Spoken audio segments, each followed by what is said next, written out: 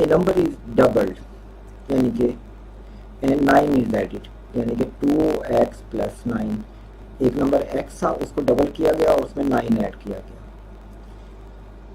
If the resultant is tripled, जो result आया वो ये था, इसको 3 टाइम कर दिया गया, इट बिकम्स 75 एंड ये 75 के इक्वल हो गया। What is that number? तो ये 3 इधर आकर डिवाइड हो गया, 2x plus 9 is equal to 75 by 3 यानी कि 25। तो 2x इज इक्वल टू, अब ये 9 इधर जाकर माइनस हो गया, 25 माइनस 9 और 2x इज इक्वल टू 9 इसमें से माइनस कर दें तो ये बच गया 16 और x is equal to 16 by 2 यानी कि 8, जो कि ऑप्शन ए है। इसलिए इस क्वेश्चन का आंसर है ऑप्शन